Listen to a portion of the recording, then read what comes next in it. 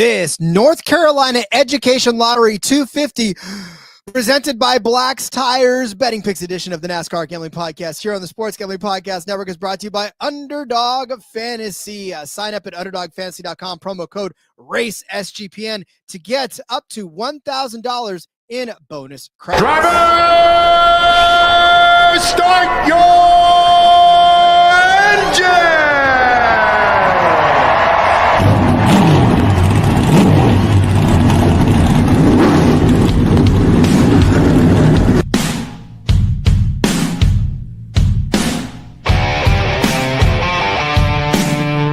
Strap in and pull those belts up tight as the Sports Gambling Podcast Network presents the NASCAR Gambling Podcast. I'm just gonna put my foot on the floor and I'm not lifting till I see God or a checkered flag. My man. With all the news and the best bets for your NASCAR weekend. We want to thank you tonight for these mighty machines that you brought before us. Thank you for the Dodges and the Toyotas. Thank you for the Fords. Lord, I want to thank you for my smoking hot wife tonight, Lisa. In Jesus' name, boogity, boogity, boogity. Now, here are your hosts, Rod Villagomez and Cody Zeeb.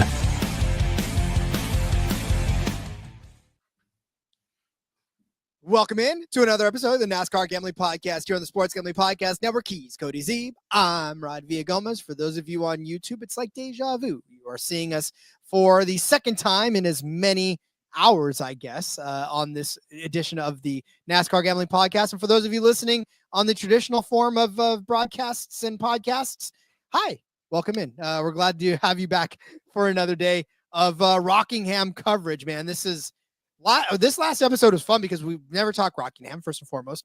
And second of all, we get to talk about trucks and Xfinity in an entire episode, again, just like the good old days. First of all, Rod, happy Casey Kane Friday, happy Casey Kane Saturday, happy Casey Kane Wednesday, happy Casey Kane week, because that's what it is. Casey Kane's back. Rockingham's back. Oh, I'm so excited. I'm rocking the... If you listen to the truck episode, I was wearing the same shirt, weird, but I got the Casey Kane sprint car shirt on. I'm so excited to see Casey Kane back in action in the Xfinity show. Disclaimer right here, right now, I'm going to be betting on Casey Kane today. Whether you should bet on him or not, actually, I did find ways that I think are decent. But I fucking love Casey Kane, and I didn't really care what his numbers were going to look like. The books seem to know that based on the way they priced him. And we're fucking betting on Casey Kane this week. Let's go. And it's not like, again, if you've listened to the show for even 5 minutes, you know that it's not because these guys that come back, we don't just jump on them for no reason. And I know that, a lot of times we tell you to temper your expectations on them instead. But this is one instance where I think you might be able to, just like Cody said, find a good couple of spots for him because, first of all, he's talented enough. And second of all, he is Cody's favorite driver. So you can't necessarily get away from that. That's right. Yeah. Xfinity, Rockingham. These guys, this is the spotlight right this week, right? No Cup Series. This is the big race this weekend. Indeed. Andrew checking in from the chat saying greetings and salutation. He missed the first episode, which we just did a second ago, but you're here for this one now. Backwards. That's fine. JDK says it's been a while. Nick Fortune, which has been a while. It's like a half hour. Nick Fortune says Casey Kane is a better race car driver than a sprint. First of all, let's not have any Casey Kane slander on the show, especially from an Iowa fan. Thank you very much. But he probably might be a little better in a real race car than a sprint car. Maybe just a touch. Which is crazy because he used to just be like really good at sprint cars. I don't know. Who knows? But whatever. That's another story. So we talked about it a little bit in the truck episode, but we'll talk about it here too because we have to. It has been about 12 years since they've been in this track as an Xfinity driver. 2013 was the last time that they came here as an Xfinity Series. So again, a lot of these drivers never been on this track. I mean, I don't know how old Jesse Love was in 2013, but probably not old enough to drive on Rockingham. So like a lot of these kids are not old enough to have even been probably watching racing, let alone doing racing when this track was in full use. Truck obviously came here in 2020, right? So, or no, this is Xfinity came in 2020, trucks in 2013. So it's been a minute since Xfinity was here in 2020. Hold on. No, that's not right. I don't think that's right. I'm questioning, was Xfinity even here in 2013? I don't think they were. I'm an old man, Cody. You can't get me to shift gears that quickly. All right. We just got done talking trucks. Now you want me to talk Xfinity real quick. All right. So the Xfinity Series has not been here since 2004. That's what it was. 2004. It's been 21 years. See, I was like, they came here last with the Cup Series in 04. And then, the trucks came back when somebody had bought Richmond or Rockingham rather, and was trying to revive it. Trucks ran, I think it was those 2 races here in 12 and 13. And then it kind of shuttered again. It's been a hot minute. I think that makes Casey Kane the only driver in the field that's actually raced here. Yes, it is. Dale Earnhardt Jr. is listed, but that's only because he's still every once in a while hops in a car. I will say though, active driver, I suppose, if you want to call him that. But the last driver to win this race or win on this track in the Xfinity Series was Jamie McMurray. He won 4 in a row to close out the time at Rockingham. So he won in 2004, 3, 2, and 1. Kane did finish second here in the Cup race in 04, I do believe. Yeah, so we're talking some old ancient stats for that matter, and so this is going to make handicapping this race pretty damn different. This really a lot of these guys in this race were not alive or born before Jesse Love was born. Was when last time before John was saying. Thank you, John. Yes, thank you, John. Way to go, Rod. Hey, listen, man. Like I said, I'm as difficult to shift gears as a truck that has no transmission fluid and a stick shift. So, all right. Are you looking for all of SGPN's picks and podcasts in one convenient place? Of course you are. Download the free SGPN app wherever you get your apps. Make sure you do that. You get this. You get every show. You get all the picks that we get for free, as always. So, all right, Cody. It is the North Carolina Education Lottery 250 presented by Black's Tires over here on the Rockingham Speedway. Like we said, it's been a long time since they've used this particular track. And we are set for a pretty decent 250 laps around this mile paved track for 250 miles.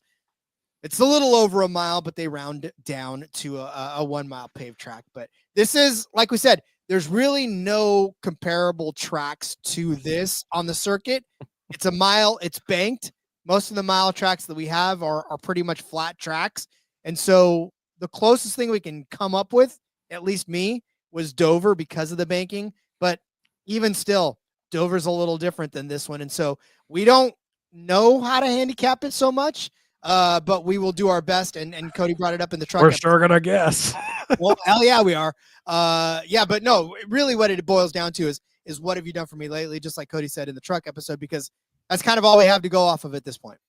Yeah. First of all, either nobody's playing the North Carolina lottery, or it's such a good lottery that they give all the money back and they don't have enough to be the only sponsor on the race. So I guess we'll have to find out what the answer is there. Needed some assistance on the lottery and tires. I mean, are you buying your lottery tickets at the tire play?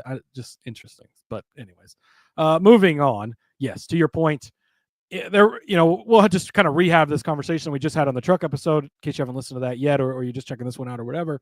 But we don't know what it's going to look like, right? Is it a Dover type of race, like you said, but that's kind of more of a true oval. This is D-shaped.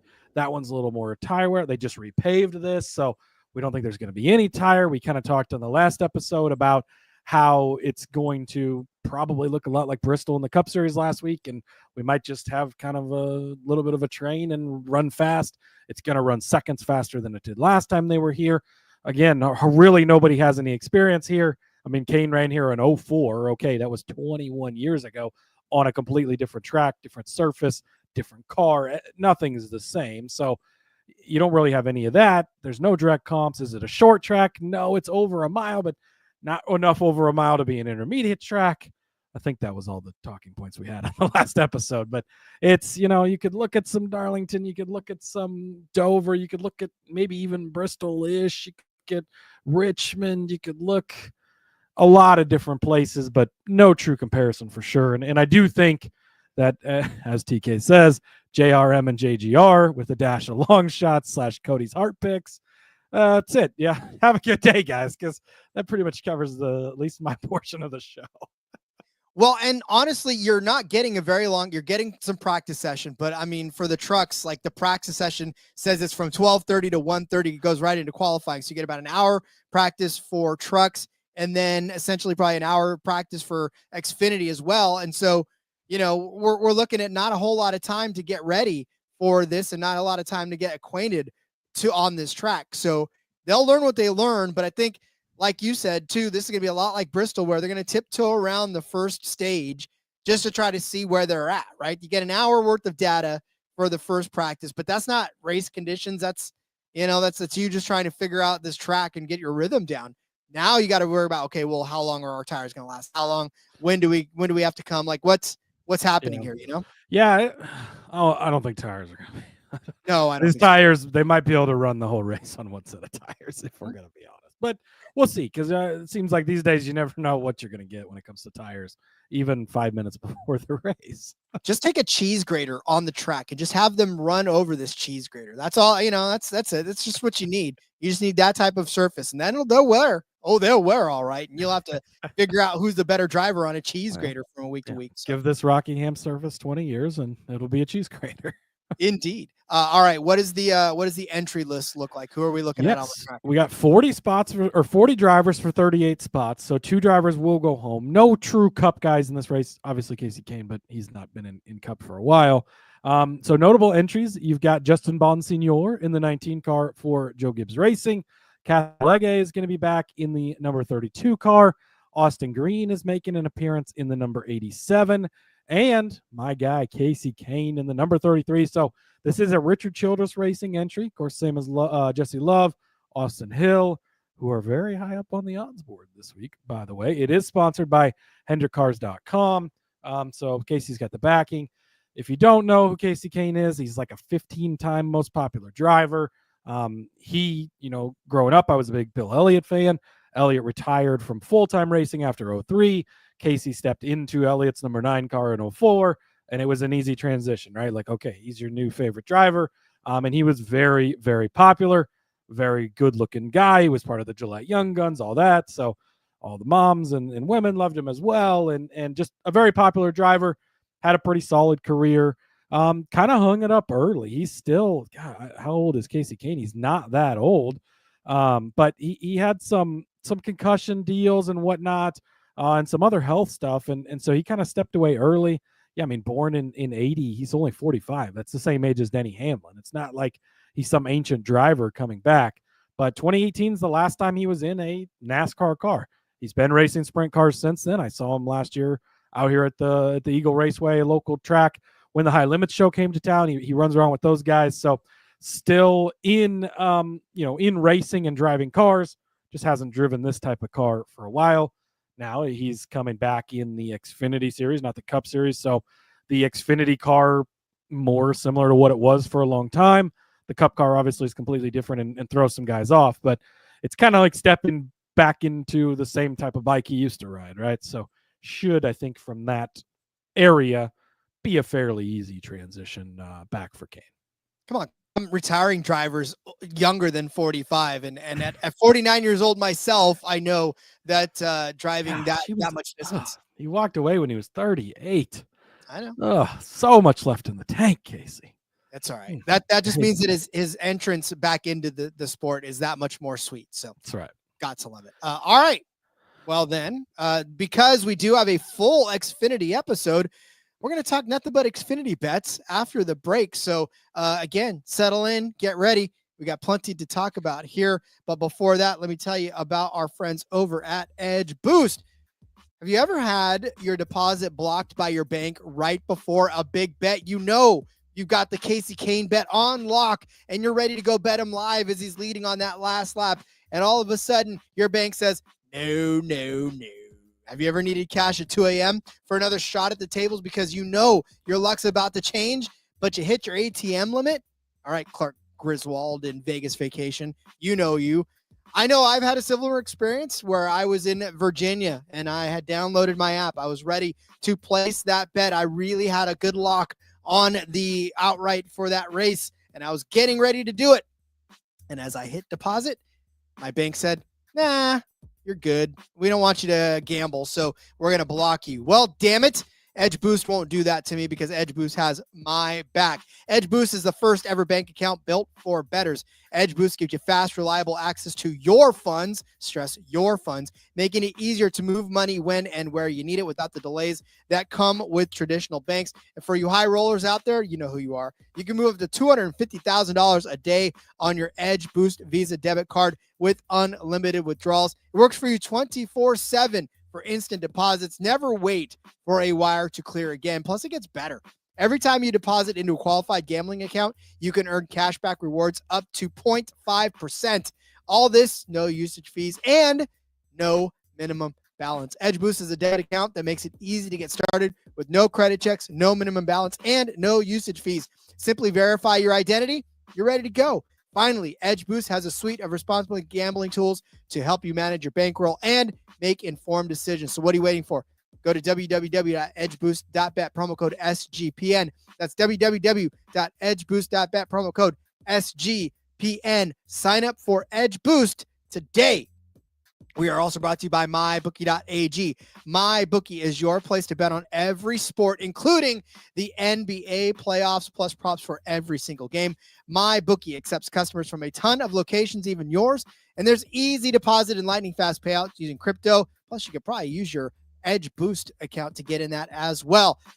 It's WrestleMania weekend, kids. Yes, the greatest spectacle in all of sports entertainment happening this weekend. And MyBookie has odds for you to bet on the matches. So if you think that it remains tiffy time in the women's championship match against Charlotte Flair, you can get her at -110, where Charlotte Flair is -130 to win the championship. No, thank you. I want it to be tiffy time forever and ever. Amen. And then, of course, if you think that it's going to be, Cody Rhodes beating John Cena, denying Cena of his record-tying event, Cody Rhodes +160 to win -210 rather for John Cena. Give me Cody Rhodes to maintain the belt and still champion of it at +160. So that's all you got going on for wrestling. There's so much there. Head to mybookie.ag, promo code SGPN for a 100% deposit match up to $1,000. That's mybookie.ag, promo code SGPN. Yes, indeed. I'm looking forward to that. That's going to be a lot of fun. I love watching wrestling because it just takes me back to my days of being a carefree kid with no, just nothing to pay attention to, but whether Hulk Hogan was going to beat Roddy Piper, right? Those are the days. Yes, it does remind me of the 2-week stint I had as a kid when I thought wrestling was cool. So that's exciting. Storytelling at its finest. All right. It's a male soap opera, and I'm going to die by that sword with a lot of fun. Guys jumping off of bunch of dudes in their underwear. I can see why you like it, Ross. Hey man, listen. Like I said, I got my popcorn, I got my root beer. I'm ready to go. Let's do this. All right. Speaking of ready to go, let's ready for some Xfinity Series bets. Hell yeah. Let's do it. We're going to start off. We're just keeping the Sammy Smith fade the Sammy Smith train rolling. Give me Ryan Sieg over Sammy Smith. Even money over on ESPN for this one. Sammy Smith again this week. And they did this in the truck race too. They're pricing it like it's a short track, and he's supposed to be the short track specialist and all this fun stuff. And hey, is he really? Yeah. Okay, but it's not a short track, so I don't know. You look at how the season's gone. We've had 6 like quote unquote regular oval races. You take out the Daytona, Atlanta, Coda to start the season. We've had 6 races since then. It's 3-3 in the head-to-head. Like each of them have won 3 times. Last week, it was Sammy Smith at Bristol with a 4th, but Ryan Sieg was right there at 7th. The week before at Martinsville, again, short tracks. Sammy a little bit better by 3 spots, 9th to 12th. But then you go to Miami. Ryan Sieg gets him 8th to 10th there. Vegas, it was Sammy by 1 spot, 21st to 22nd. They've been pretty close most of the time. 7th for Ryan the week before to 14th and 4th to 14th, going back a little farther there. So it's just, to me, this one's kind of more of a value thing. Like Sammy's like -140 on the other side of this, and Sieg's at even money. But why? They've pretty much run right around each other each week. I get it. Most of this show and most of the show we just did with the truck race, I'm going to be talking about the fast cars are going to be the fast cars. That's what you're going to see a lot of. But is Sammy Smith, like, do you ever really consider him a fast car? I mean, I know he's in JRM, but he's never really that fast or that impressive. This isn't the short track that the books seem to think that it is for Sammy. I just don't quite get it. So I like the even money side of this. We've seen Sieg, and again, like, this is where do you walk the line, right? This is not an intermediate track, but I think it's closer to that than a short track. And that's where Sieg has thrived. He's been really good on the bigger tracks, the intermediate tracks, the tracks where it does come to speed, which is actually weird to say, being the RSS car. That's kind of where they've thrived, is on speed tracks, but that's been the case. And that's probably part of that Stewart-Haas or Haas Automation partnership that they have with helping them prepare the cars. But I think these cars are going to be fairly equal. I trust Ryan more, and I don't think he should be even money when Sammy's such a heavy favorite on the other side. So give me Ryan Sieg over Sammy Smith, even money over on ESPN. Sammy Smith, the one that got away, I guess, but TK. TK, yes. The car is fast. Sammy, hard to say. Yes, agreed. Yeah. No, and that's the frustrating part about it too, because if you're a Sammy Smith fan, you just know, that week to week you're about to get your heart broken. So, that's well, really and like just that 8 car. I mean, I get that that's like the flagship car, and they got the DEI 8 back on there, and all, but like Sammy Smith has kind of been so, and before that it was Josh Berry, and like short tracks, yes, sure, but was he really fast elsewhere? And not really. So like the 1 car was kind of the flagship car for JRM for a while. Now it's the 7 car. The 9 car had its run. It's not really been the 8 car ever. I don't know what it is with the 8 car, but I don't know. That car doesn't impress me much. No. Well, neither does my former favorite driver's car, and that's the 16. However, he is in a matchup that I cannot pass up this week, and that is Christian Eckes. I'm going to take him over Nick Sanchez, and you get him at -110 over on ESPN for this matchup. These guys, look, the books kind of nailed this one because these guys have been running around each other pretty much the entire season long. And honestly, Nick Sanchez has only got the better of Christian Eckes only twice this season. Once was at Atlanta, where Christian Eckes finished in 29th and Nick Sanchez finished in 5th. And then the next one was at I'm looking at Martinsville, where Nick Sanchez finished 32nd and Christian Eckes finished 34th. But besides that, the last couple of weeks for Christian Eckes, a 7th place finish at Darlington, a 9th place at Bristol. For Sanchez, it was an 8th place at Darlington. So even still, they both finished in the top 10, but Christian Eckes got him by 1 spot. And then a 16th place at Bristol. I mean, look, the average finish for Nick Sanchez, 17.6. The average finish for Christian Eckes at 17.2. Both of them have 4 top 10 finishes. Both of them have 1 top 5 finishes. It's very much equal between the two. But again, I'm giving my edge to the guy that was better in the Truck Series on a week-to-week basis, right? I mean, we talked about Sanchez a little bit, but Christian Eckes was always the one that was riding around with Corey Heim, always the guy that was up there competing for the win with him. So I think over the last couple of weeks, we've started to see this 16 team return to a little bit of what it was. Now, the Big Machine 48, Parker Kligerman, I think, overdrove that equipment. He was the guy that was actually making that a competitive car on a week-to-week basis inside of the top 10. But the 16, obviously, AJ Allmendinger was driving it pretty well as well. But I still think now we're seeing that the equipment was still good, right? It was still a good, fast enough car in the Xfinity Series to be inside of the top 10 every single week, regardless of the driver. So for me, it's just, I'm taking Christian Eckes. I'm taking the upside of what he can give me. And I think that upside is a top 7 finish, a top 10 finish for sure. So yeah, I like Eckes this week. Give him to me over Nick Sanchez at -110. Yeah, I'm going to make some more points on Eckes here in a bit. But, if you kind of look through Sanchez's results, good at Darlington, higher tire wear, worn out track. Good at Miami, higher tire wear, worn out track. But, Bristol, not good. Martinsville, not good. Vegas, kind of a higher speed track, not as good. Like, it's been mixed results, but I don't think we've really seen it from him too much.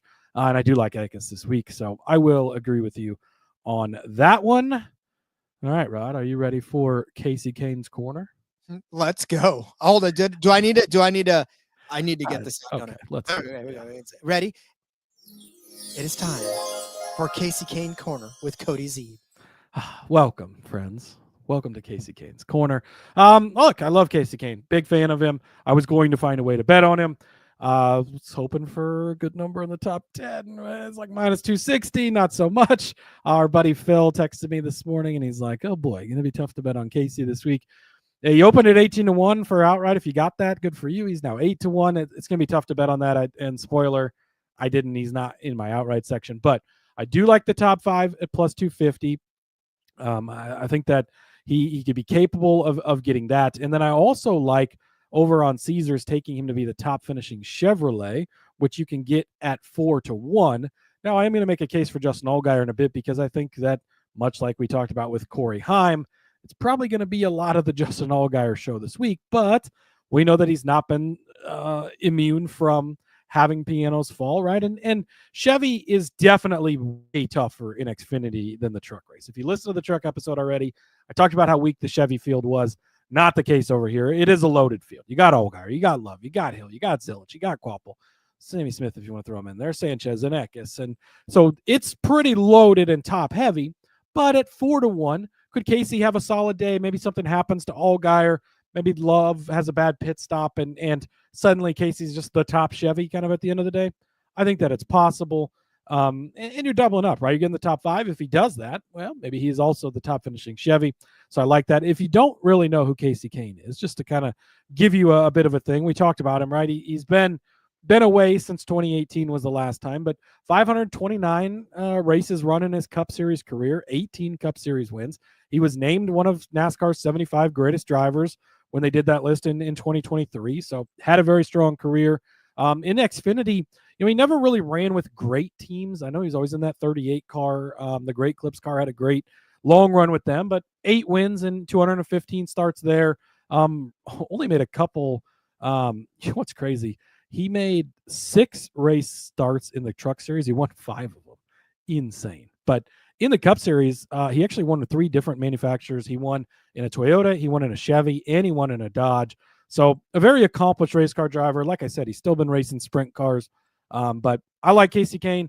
This is more of a from the heart bet. Like I wanted to find a way to bet on Kasey Kahne, but you're putting him in the 33 car.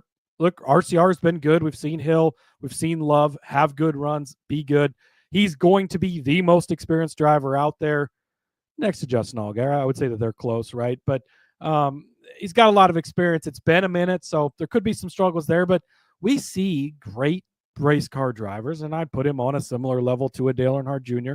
They both won a lot of races and made that list. And we saw Junior come back, and he kind of came back more often, right? He didn't take 7 years off first, but he can come out there and run 5th, 10th place, have good runs, almost won it. Was that Bristol a couple of years ago?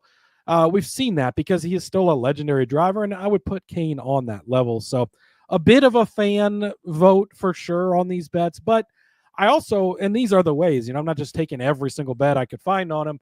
I'm not going to bet him 8-1 outright because I just don't think that it's worth it. But I think that these bets have a legit shot of happening, and I want the Kasey Kahne action. So I guess there's your Kasey Kahne corner for the week. And really, honestly, it's not bad to want this. It's actually a fun way for you to be able to find a way to more of a way. I mean, you don't need a way, but more of a way to root on Kasey Kahne to finish well. And really, if it hits 2.5-1, 4-1, I mean, that's the fun stuff, right? That's what makes betting fun. I like it. Let's see. TK says Rod should shoot his shot for JJ. Now it's your turn. Well, that's true. Yeah, but Kasey actually has a chance. That's never know. That's it. Show's over. We're done. This is 607 episodes. We are completely done. Just kidding. All right. Speaking of the RCR equipment, how about Austin Hill? How about the one that's in there week to week to week? Caesars has given us one group, and that is Group A, and they've given us Austin Hill, Creed. At least they lettered the group right. It's not one group and it's just Group G, like randomly. Group J on Caesars is the only group out there, but no, Group A is Austin Hill, Sheldon Creed, Jesse Love, and Brandon Jones. Plus 250 for Austin Hill to win this group. We talk about it every single week as Austin Hill being the perennial top 5 bet. Now this year, though, falling on, I say hard times. He's got 2 wins, but it's still sort of hard times for him. His average finished 13.7. It's not really what you expect out of an Austin Hill type of a season. 24th at Bristol last week, 16th at Darlington the week before, after he'd already won at Martinsville, 3rd at Homestead, 4th at Las Vegas, right? So those are the Austin Hill numbers that you're more used to seeing, and those are the ones that you're more comfortable with. And I think that is what we should be back to again, because Austin Hill feels like you can't keep him down too many races in a row, right? He's going to find his way to get back out there. And then we talk about Dover being kind of a comp track for these guys, comp-ish track. He did finish 4th a couple of seasons ago on this track, so take that with a grain of salt. Brandon Jones scares me a little because he did win at Darlington a couple weeks ago. Then he was 5th at Bristol. His average finished 13.8 here, 7th at Homestead, 6th at Vegas, 3rd at Phoenix. But it's Brandon Jones, right? I mean, this is not your grandma's 20 car, so we're not necessarily all that scared. He can pop up, have a good race. That's fine. But I still think that Austin Hill could get the better of him this week. And then there's Jesse Love. What do you do with Jesse Love? Taking notes on the Brandon Jones hate over here. That's all right. You can, yeah. Hey, listen, it's JGR. Right? It's fine. I'm supposed to hate on JGR. The fact that I've been loving them the last couple of weeks is the anomaly in and of itself. But yeah, then there's his teammate Jesse Love. Jesse Love's average finish this season 10.6. The only reason I'm not taking Love in this one, first of all, it's a new track to a lot of these guys. Second of all, every time I do with Jesse Love, I get my hand slapped. So I'm going to take this in the hopes that maybe Jesse Love does this, but I won't be disappointed if Austin Hill takes us anyways. So Jesse Love, 6th at Bristol, 11th at Darlington, 37th at Martinsville, 6th at Homestead, 3rd at Vegas, 9th at Phoenix, 6th at Austin, right? Great season for him so far, but for whatever reason, it just feels like anytime you do take a chance on him, he kind of bites you in the ass. So I'm going to take Hill to win this group at plus 250 over Sheldon Creed, Jesse Love, and Brandon Jones. Yeah, to the Hill point of things, I think that as we talked about in the Truck Series race before this, getting a veteran guy in a fast car, not really a bad thing. Now I've got some positive cases to make about Brandon Jones in particular here in a bit, but I don't hate it. Well, I hope not, because again, this is an instance where we gotta do something here. We gotta kickstart something in this one. But That's right. All right, we'll come back with more of our favorite bets for this race. But first, let me officially introduce you. Oh, hold on, I can't do that because in if I hit the button now, you're gonna hear applause, which is fine. I'm good with that, but can't do that. All right, let's tell you about our friends over at Underdog Fantasy. Time for my bonus Underdog Pick'em. Underdog Pick'em, you can play any sport and win up to 100x. Saudi Arabian Grand Prix happening this week in Formula One. Max Verstappen, they got his finishing position set at 3.5. Oh, give me the better than on this one. I know that it hasn't been Max Verstappen's year per se, right? We haven't seen him dominate every single race, and we've seen McLaren do more damage into Red Bull's reputation than anything. But still Max Verstappen, still probably going to finish on the podium, and I definitely want in on that underdog pick when I get it. You can sign up with our promo code RACESGPN. You're going to claim your special pick and first-time deposit offer up to $1,000 in bonus credits. UnderdogFantasy.com, promo code RACESGPN. Rhythm is your home for AI-backed picks and props. Rhythm is now live for Major League Baseball. Plus, they got models for NBA and golf. Picks so good, feels like cheating. Building your own model is simple and easy, but they've also got some pre-made stuff for you already, and one of those just happens to be centered around the NBA playoffs, where the Lakers are taking on the Timberwolves, and they've got LeBron James recommended over here, 7.5 rebounds at minus 114. They're at the over. They want you to take the over on this one. They're predicting that LeBron gets 8.6 rebounds, which is definitely over the 7.5 mark. So minus 114. It's a 63.2% win probability. So that pretty much means that you can lock it in and get yourself going. Find more props and more models like that over at Rhythm. Rhythm has some amazing deals going on now. 25% off a monthly subscription with promo code SGPN25 and 50% off of an annual subscription with promo code SGPN50. That's RITHMM, promo code SGPN25 or SGPN50. I would like Rhythm to predict how many wrong buttons I will push on my board over the course of the season. So I'm going to take the under because I feel like I'm pretty good at it. Look at that. We're on opposite sides of something on the Xfinity show. That's how it should be. All right, Rod. I'm going to take a Dean Thompson top 10 at 5-1. What are you, crazy? What? Yeah, that's exactly what I was about to say. I am crazy, but Dean Thompson's actually looked pretty good so far in the Xfinity Series. I mean, you look at it, 10th place last week at Bristol. He was 18th at Darlington, 6th place at Martinsville, 13th at Miami, 15th at Las Vegas. He's been inside of the top 10 in 2 of the last 3. He's been flirting with the top 10 really in each and every race so far this year, which is kind of crazy because you look at this Sam Hunt racing equipment and it's not the most reliable. And we've seen Corey Heim jump in it, and Corey Heim has actually kind of really struggled. But you know, Dean Thompson was a guy we'd highlight every once in a while in the trucks because he just had the ability. It's like he's that rich kid that sometimes just is like, you're like, oh, okay, his dad's got a lot of money. That's why the Thompson name's on the side of the car. You get, but then at points you're like, there's a race car driver in there. Like he's actually pretty decent. And we've seen so far in Xfinity, and we've talked about this before, but sometimes when you can get away from the truck series and the chaos that is the middle to the back of the pack where it's just crazy stuff going on, and you can see pretty decent runs. That's what I'm seeing from Dean so far this year. I like what I've seen. You know, the top 10 market is a bit tough in Xfinity this week. We love having the option. But boy, the top like 20 guys on the list are all minus money. So that makes it a bit of a trickier thing, but I think you're getting pretty good value on Thompson here at 5-1. And I've been impressed with what I've seen. So we're going to ride with that. And then also Parker Retzlaff. I'm going to take a bit of a flyer on him. You know, these two guys, I would say, for the most part, I think this weekend's going to be fairly chalky. I think that we're going to have a lot of the fast cars. It's going to be the JRM, the JGR stuff. These are kind of my outliers. And I think it was TK said before, you know, a couple of long, the JRM, JGR with a dash of long shots in my heart pick. You already got the heart pick in Kane. Here's the dash of long shots for you. The JGR and JRM stuff incoming. Don't worry.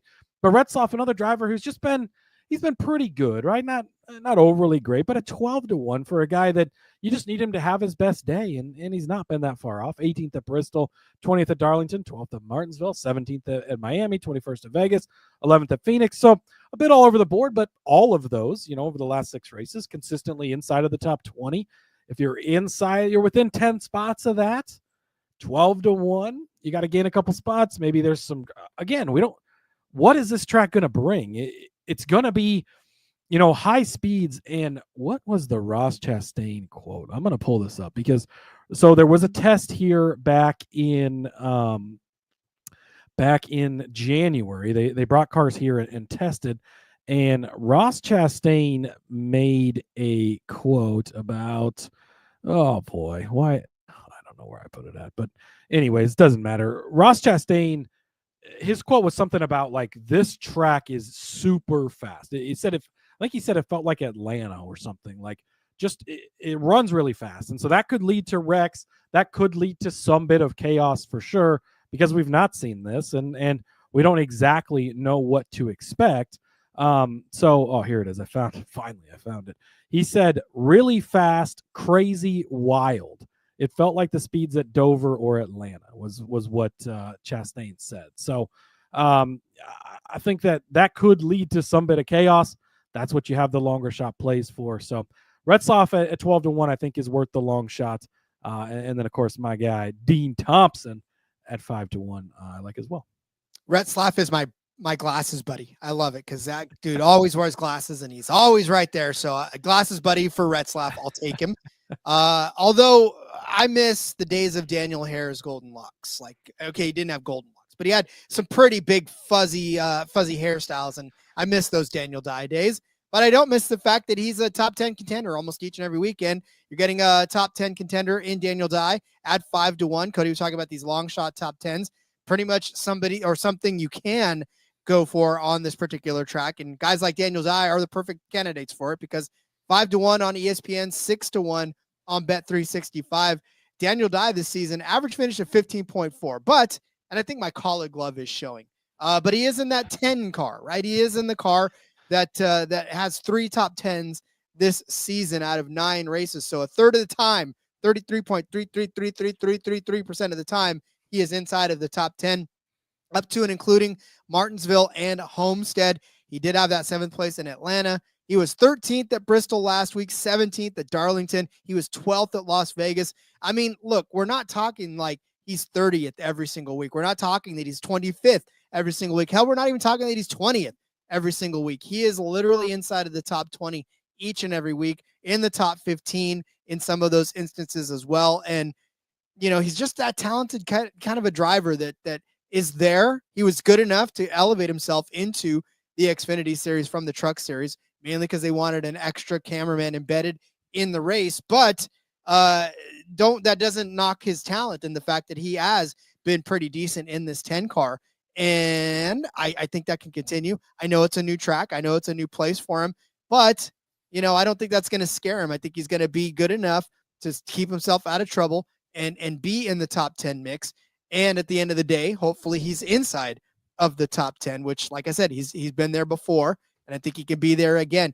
He's slowly building himself a pretty decent resume, Cody. And I think, like I said, this colleague team, it's young, right? It's fresh. It's a couple of kids. Well, I say kids, Christian Eckes, maybe not so much, but a couple of drivers that aren't very experienced in the higher echelon of the sport, but they're still decent enough drivers. I think top 10 for both of these cars, first and foremost, is something that can happen.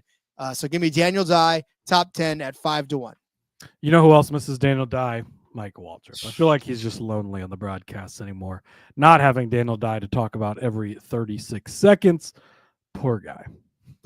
Well, that's all right though. He'll get over it. He can watch him on the Xfinity Series and pine about what could have been. I'm sure I would like to see a live Michael Waltrip camera during the Xfinity race and just hear his personal commentary on his son, Daniel Dye. All right, Rod, we're going to go over to the top 5 market. I like Carson Kvapil. I know you like him this week as well, but I like his top 5 plus 200. He's been on fire lately. Like we saw to open the season, we saw it. He had the speed. He looked fast. He looked good. Results weren't there. Kind of something kept happening. We're working through the kinks and getting the bumps out of the system. Bumps are out of the system. Second place last week at Bristol. Second place last week at Bristol, by the way, to Kyle Larson. 5th place at Darlington the week before. 10th place at Miami even before. This is back to fast cars, good drivers. JRM, fast cars, Carson Kvapil, good driver. Last year he had a couple of starts on some shorter tracks. Again, where do you compare to, right? But early in his career, first couple of starts, 4th place at Martinsville, 5th at New Hampshire, similar in size at least. New Hampshire there, 10th place at IRP. Maybe there could be some stuff from IRP you could certainly draw from there as well. So give me Carson Kvapil top 5, 2-1. And then, Rod, we're going to go to Justin Bonsignor top 5 at 12-1. This is not a bet that I would typically place. But my thinking here is, if this is going to be a track where the cars are what matters, and you need to have a fast car, there's not going to be a lot else that comes into it. Just go out there and be fast. Well, Justin Bonsignor is going to be in that Joe Gibbs Racing car, and it's going to be a fast car. Now, have we seen a ton from him so far? 17th at Bristol, 16th at Miami, 25th at Daytona. Like, these are not top 5 finishes, right? We saw the one race last year, 22nd in New Hampshire. He's not been overly impressive for what we've seen so far. That being said, we've seen, is it Josh Bilicki who occasionally runs in, I'm trying to think of who it is that comes up that doesn't really deserve to be in a JGR car. I think it's Bilicki who's running the 19 car a few times. But even then, you're like, God, like Bilicki looks sort of somewhat okay, like, which is a weird thing to say because he usually is just in really bad equipment. He doesn't see anything. But the point being, he's going to be in a really fast car. And these JGR cars are extremely fast. So if that's the case, he can get good track position and you're just out there running. And it does look a lot like Bristol last week. Bonsignor could easily be in the top 5 at the end of the day. If you want a longer shot top 5, at 12-1, I think he's worth a little bit of a stab just because of the equipment and because the way that I see this playing out most likely is it's going to be have a fast car, not a ton of racing or passing. It's going to look a lot like last week, and that's how this is going to be. He's in a fast car. He's in a good car. You're getting a good number at 12-1. So kind of, I guess a little bit out of my comfort zone even just because he's not a guy you've seen anything from really, or you've been overly impressed with. This is just me betting on the car, getting a JGR car at 12-1, and maybe the guy who's only got a handful of starts just kind of figures it out this week and and can put it together. So give me the Justin Bonsignor 12-1 for a top 5. Well, and the broadcast did bring him up a couple of times too, so it wasn't as if it's completely out of left field. I mean, he's like super accomplished. I mean, in the modified ranks, he is like a legend. He's a great race car driver. He doesn't have a ton of starts up here, and he's gotten this opportunity now, right? And obviously put the funding together to be in a JGR car specifically. Can everything kind of go his way? At 12-1, worth a stab. It is definitely worth a stab. So, all right. Well, Cody, I think I got to the dock first in this one, but Connor Zilisch, I'm riding the car lift, baby, with Connor Zilisch. Connor Zilisch or Carson Kvapil. No, Carson Kvapil. Geez. Yeah. Carson Kvapil. Look at you. I'm taking over Connor Zilisch, which is why I got all excited about it. But I'm riding the car lift on Carson Kvapil, and I'm riding it all the way to the top because you just talked a little bit about him as well. Look, he's got it figured out. And in the beginning of the season, it was all about, we were taking Carson Kvapil, but he got off to kind of a slow start, and Connor Zilisch sort of overshadowed rather what we thought was going to be capable for Carson Kvapil. Of course, 2 teammates, right? So I'm going to take Carson Kvapil over Connor Zilisch to start it out at -115. Like I said, things for Connor Zilisch have sort of leveled off. His average finish this season now, 16.1. Did have a good finish at Darlington, a 6th place finish at Darlington. But Carson Kvapil had a 5th place finish at Darlington. And then 12th place finish last week at Bristol. And then 28th at Martinsville after starting on the pole, 12th at Homestead, 9th at Vegas, 16th at Phoenix. I mean, that one win at Austin for Connor Zilisch was fun, but outside of that, it hasn't really been too much to write home about. As for Carson Kvapil, right, that 4th place finish at Daytona, we thought, yeah, man, this is great. But then he ripped off a string of disappointing finishes, 23rd, 26th, 17th, 10th at Homestead, which was starting to look up again, but 20th at Martinsville. Like I said, the last 2 weeks, Cody had said 5th place at Darlington, 2nd place at Bristol. Things are starting to get back together again for him. So I think he's going to beat Connor Zilisch at -115. His top 5 number, I had it at +190. Obviously, Cody was talking about it being 200, so I love that there. Instead, his top 3 number is at +300, and his to-win number is at 12-1. Look, we talked about Dover being sort of a comp track, right? Well, in the ARCA Menards East Series, he was 3rd place here in the 2024 season in ARCA Menards East at Dover. And then in the series, the ARCA Menards Series West, that the General Tire, he was actually in 3rd place in that one as well at Dover. So, I mean, again, he's just there, right? 2nd place at Charlotte in the ARCA Menards Series last year as well. You just know he's winning races left and right in that ARCA Menards series, or the late model series, but he's just a damn good driver, right? 3 top 5 finishes in his 3 starts in the ARCA Menards Series, and then the 1 top 5 in his starts in the ARCA Menards East Series. So Carson Kvapil, fast race car driver, and definitely capable of doing good things. So I just feel like all of his numbers are playable at where they're at right now. And you'd be, silly not to ride the car lift up all the way to the top on this one. Yeah, I love this. Generally we don't have the same play in the thing, and I don't know which one of us put it in after. It might have been me because I didn't notice, but maybe it was you. I had it in first. You were raising your hand. So yeah, but when I noticed that we had the same play, I was like, fuck, I'm leaving it in there because I think that his top 5 is a great bet this week, and I like riding the car lift with you.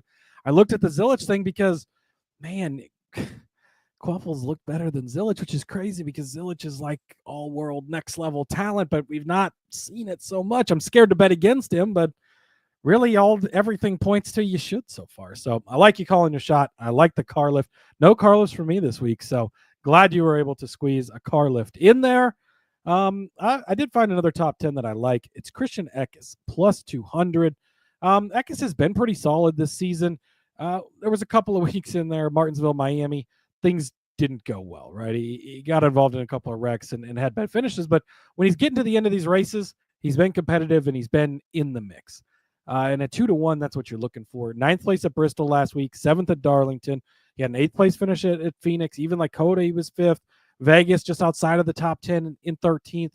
Not a ton of Xfinity Series experience, but we referenced him a ton of times earlier on today in the Truck Series episode where he was really, really good consistently in that 19 car. We know that driver's in there. He's not in as good of equipment now, right? It's the call-it car, but the call-it cars can still be pretty decent and have some good runs. And all he has to do is finish inside the top 10 at 2-1, especially in a week where, there's not like some weeks we find a -110, a -120. It's like you go from -150 to +200. There's not like an in-between section. So you're kind of looking around a little bit, but I think Eckes is the right guy to get in on. And I know JDK had tossed this one out in Discord as well. So he's on it as also. But Eckes, a guy, that I'm going to keep going back to because for the most part, been pretty good to us. Had a couple of rough weeks. I was questioning myself there, but just some bad luck. Overall, he's looked pretty solid this season. Well, like I said earlier, too, if 10th place is his floor, I think obviously he's good enough to finish better than Nick Sanchez and definitely good enough to cash this bet. So I like me some Kaulig racing this week as well. All right. Well, then I'm going to take the winning car number again. And in fact, I'm going to go the 18.5 is what they've got this one set at. So this covers Christian Eckes too, as well as his teammate in Daniel Dye. If either one of these guys accidentally goes and wins the race, that's fantastic because you're covered. But under 18.5, I mean, I know on the other side of this, you have the Brandon Jones, you have the Austin Hill, and then you have one other guy that I'm looking at, and you got Connor Zilic. But I mean, outside of that, those three guys are the only ones that I'm covered on one of them that I like, and we're covered on another couple of them that Cody likes as well, which the outright number would give you way more than if you were to bet this one and lose anyway. So here's the thing. What does 18.5 gives you? Well, it gives you Sheldon Creed continually in the hunt for his first win ever in the Xfinity Series. It gives you Carson Kvapil, right, which we just talked about, who's going to probably be a top 5 car at the end of the day. It gives you Jesse Love, who we know is a perennial top 5 competitor each and every week. It gives you Justin Allgaier, who could just flat out win this race, which, by the way, I got to the dock too late. Couldn't take him either. So it gives you that one. It gives you Sammy Smith, it gives you Sammy Smith. And then it gives you Christian Eckes and William Sawalich. Those are a couple of other guys that gives you in there. Smith could win if he knocks 6 cars out of the way. Which is fine. I mean, look at that. That could happen as well. Oh, wait, he can't even do that, right? Never mind. No, he cannot. But yeah, so anyways, that's where we're at on this one. And there's really only a couple of drivers that like I said, the one that really, really is who we think. The -115 is really not a far cry from his outright number anyways. So you're essentially covering yourself just in case somebody else from underneath that number band jumps up and gets you. But you're still happy if he ends up doubling up on you and winning as well. So yeah, give me the winning car number under 18.5. And I'm telling you, it's a pretty stacked set of numbers under there. Yeah, I typed in the doc that once again, bet of the week candidate here for sure, because if you look over this number, there's just not very many people that scare you over the what is it, 18.5? Yeah. So yeah, like you just said, I mean, Jones, who I'm going to talk about, Hill, yes, Casey Kane, of course, Sam Mayer, Connor Zilic, Taylor Gray, mate. But that's it. And you get everybody else. Most importantly, you get Justin Allgaier, who you should also bet outright by himself, plus 250. I'm back to the chalk this week again. It worked out good for us with Larson last week. I see this going a similar type of way. The fastest car, the best driver in the truck series. I gave this out earlier. Spoiler if you haven't listened to it yet. Corey Heim. He's just been the best truck and the best driver. Same thing in Xfinity here. Allgaier is clearly head and shoulders above everybody.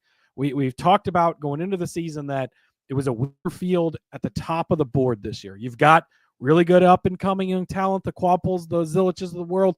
But JGR, look at their regular line. Look at JGR's lineup this week. I'm going to talk about Jones here in a second, but Sawalich, can Sawalich finish better than 30th? I would bet against him because he's been horrible this year. It's just their lineup has not been very good this year, and it's left the top of the board really open for Allgaier, and he's shown up. 3rd place at Bristol, 3rd place at Darlington, where he led 56 laps, 3rd place at Martinsville. He won at Miami. He won at Las Vegas, 5th at Phoenix, 2nd at Atlanta. The only race he didn't finish great was Daytona. It's been a really good season for Justin Allgaier. He's the fastest car. He's the best driver. I think that you can't not bet on him at plus 250. Brandon Jones, I do love him this week. 9-1. Whew. Bit of a tough one to swallow for me. But how how do you not is what I'm looking at here, because you just talked about Allgaier, best driver, fastest car. What's the next fastest car in the field besides Allgaier this week? You could make an argument for Kvapil. You did. I would put him in the conversation, but it's Brandon Jones. Brandon Jones at Darlington, which I mentioned as one of the maybe somewhat comparable tracks, beat Christopher Bell, heavy favorite, in the JGR car. He beat Chase Elliott in the Hendrick car. He beat Ross Chastain in a JRM car, on top of Allgaier and all the other Xfinity guys, to win that race. That's how and I saw this coming. I knew it was going to happen. We got that. I think it was the third. I got to look. I think it's 35-1 as a championship ticket we have on Jones. He's already punched his playoff ticket. Things are looking great.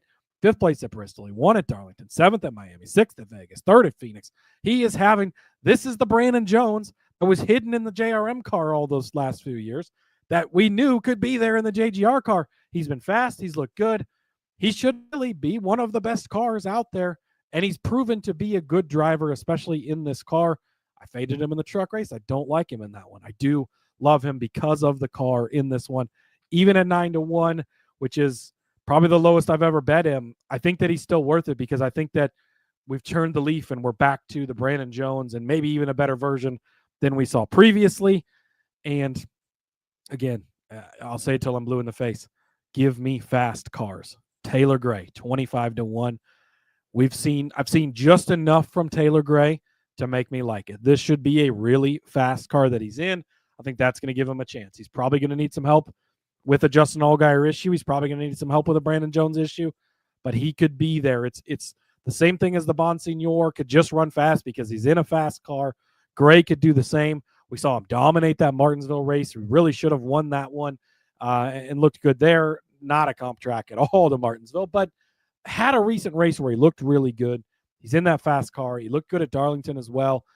The finishes haven't always been there for him, but we've seen some flashes of, okay, we're noticing you, kid, right? In this great opportunity. He has 6th place finish earlier at Phoenix too, so he's had some good runs. 25-1 for what should be above a lot of the other ones as a fast car.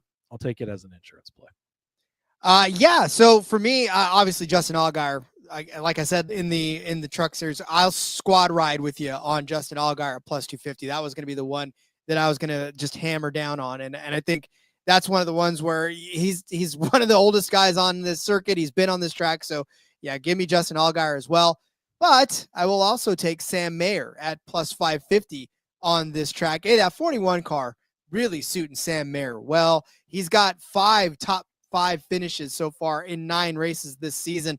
That's not bad, right? That's actually really damn good for a guy who, when he left JRM, we were like, I don't know. He's going to this Haas equipment team.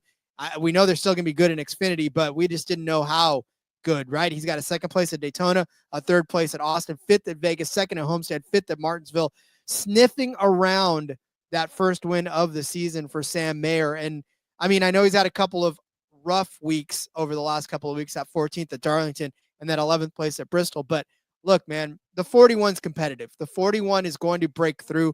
What better place for the 41 to break through than at a track where pretty much nobody's got any notes on, right? And like I said, we look at Dover for a semi-comparable track. Well, in that one car at Dover, a 5th place finish, a 9th place finish, and a 3rd place finish for Sam Mayer. Good at the mile banked tracks, right? Good enough to be a top 3 car. So why not be good enough to be a winning car if Justin Allgaier slips up? Like we kind of said in the truck race, we are picking guys as insurance plays who we know pretty much are going to be in the top 5 conversation, because a late restart on this could shake it all up. And if a guy's 3rd place at the restart, top 2 cars take themselves out, Sam Mayer at plus 550 sliding through for a win. I mean, look, it's not that I think he's going to go out and dominate this race. It's not that I think he's going to go out and lead 600 laps out of the 200 that they're out here. But I do think that he is going to be in position all race long to be in the conversation for a win. So definitely love this one. Oh, hello. Ross Sieg. Thought on my cousin Ryan and Kyle Sieg. Ross, you missed it because we talked about Ryan earlier in the show.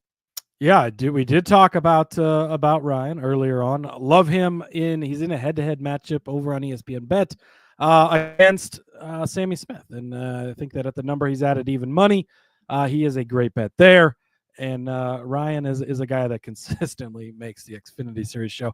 Kyle too. So Kyle, I looked pretty hard at the top 10 this week, Rod. I left it out, but we'll give it an honorary mention. He is 22-1. Maybe I should make it more than an honorary mention. But 22-1 for Kyle. We've seen some pretty decent runs from him here recently. So I definitely don't mind that as well. Back to your point on Sam Mayer here. He could go out and lead every lap of this race. He is that good. He's talented. And, we don't talk about the Haas cars as much as we talk about JRM and JGR, but they're pretty close, right? We've seen it with Custer. We've seen it with Herbst. We've seen it with Creed. We've seen it with Mayer. They're close. Their numbers are never as attractive for the most part, and that's what makes them harder to get on. But they've been solid, and he certainly could be very good. So I do like that bet as well. Yeah, like I said, it's just Justin Allgaier. I feel like this is his to lose, but if he does, I feel a guy like Mayer will be there to kind of pick up the scraps on that one. And Ross, you also missed a couple weeks ago too when we had Kyle as a top 10, and we talked him up as well. And Ryan Sieg, he got definitely close to cashing that one too. Very close. And is Xfinity going to Talladega next week? Because if so, well, we'll be breaking out that Ryan Sieg car lift. They are going to Talladega. So tune back in next week if you want to hear us talk a lot about Ryan Sieg, because we will definitely be doing so. Indeed. Well, we'll talk about him right now as we go over our bets. So get out your pen and paper as we go over our North Carolina Education Lottery 250 presented by Black's Tires, where Cody started you out with. And by the way, I'm taking a deep breath because in the doc, Cody says, North Carolina Education Lottery 250, take a breath. Presented by Black's Tire. So that's. I had to take a breath typing it out because we got our little show doc and the title is on there for the race, and I'm like, okay, it's the North. I'm like, holy shit, it's the North Carolina Education Lottery 250, and it's presented by Black's Tire. Like, my goodness, how about that's a hell of a race name. Well, you know that I always love to give the sponsors of the race their just desserts because they paid for it. So, all right. Cody started you out with Ryan Sieg over Sammy Smith at even money over on ESPN. I said Christian Eckes would beat Nick Sanchez at -110 over on ESPN. Cody gave the heart tug of the week at Casey Kane, top 5 plus 250, and top Chevy at 4-1. I said Austin Hill would win in Group A, which should still be Group A by the time you get this, at plus 250 over Sheldon Creed, over Jesse Love, and over Brandon Jones. Cody gave you Dean Thompson as a top 10 car at 5-1, and Parker Retzlaff, my glasses buddy, at 12-1 as a top 10 car. I said Daniel Dye would be a top 10 car, even without his awesome hair, at 5-1. And then Cody gave you Carson Kvapil as a top 5 car at 2-1. And then Bonsignor as a top 5 car at 12-1. I said, ride that Kvapil. This is what happens when you read and you don't just think about what you're reading. The Kvapil car lift over. If you ever look at the captions that AI creates when we say Kvapil, it's always like Kvapil, like Quapple. I'm like, it's just, Kvapil is not really it doesn't show up well in the captions market. No, and it doesn't show up well in my speech pattern. So Carson Kvapil car lift. Take him over Connor Zilic at -115. Add that top 5 at 2-1. The top 3 at 3-1, and to win at 12-1. Cody said Christian Eckes would not only beat Nick Sanchez, but he'd get in the top 10 to do it at 2-1. I said the winning car number would be under 18.5 at -115. And then Cody said Justin Allgaier plus 250. Brandon Jones 9-1. Taylor Gray 25-1 to win the race. I said Sam Mayer at plus 550. We've been at this for 2 hours now. So there's You're about to say Brandon Jones. It's okay, Rod. It's okay to speak Brandon Jones' name. But you said it, so I said it too. But Sam Mayer plus 550 over on ESPN to win this race. Somebody save us. TK backing me up on a couple things. Allgaier has been the best by far, other than on the road course, and Jones is on a hot streak at the moment, to be fair. Appreciate that. And then pointing out that Haas seems to struggle more in traffic, whereas Allgaier can recover from anywhere. agreed. I think that's why Allgaier is the best bet. But if Mayer gets out of traffic, then he's probably going to be pretty fast, right? Which is what makes him a good bet as well. All right, Rod, that ends our doubled up marathon for today. If you haven't listened, go back and listen to the Truck Series episode, which we just did about an hour ago. We finished it up before we started this show. So check that out. And we'll be back tomorrow. Combined DFS, Xfinity trucks. I haven't looked if Underdog has anything up yet this early for trucks and Xfinity. Hopefully they will by tomorrow. If so, we'll sprinkle all that in as well. So again, fun to highlight these series this week with the Cup Series off. So join us again tomorrow. Make sure you click subscribe over on the YouTube. Follow me on the X at Husker_Zeeb. You can find all of my stuff there. And we'll see you guys tomorrow. Indeed. Follow me on Twitter at RJ Villagomez. Link in the bio, everything I got going on, whether it's here. Check out the Back Road on In Between Media, where Seth and Elliot have been doing some good stuff, and I'll be joining them as well. And then, of course, my WrestleMania episode over on Popcorn and Root Beer over on the IBD channel. I got a chance to actually talk some wrestling, which was a lot of fun. So, all right, we'll see you guys tomorrow with, Cody said, DFS and some Underdog possibly. And, yeah. And go Casey Kane. And I want to get that in there one more time. And then for those of you who want my Ty Gibbs hot takes, I guess you'll have to wait till next week. So we love you all. All right, guys. Until tomorrow, we'll see you then. Until then, let's go racing and let it ride.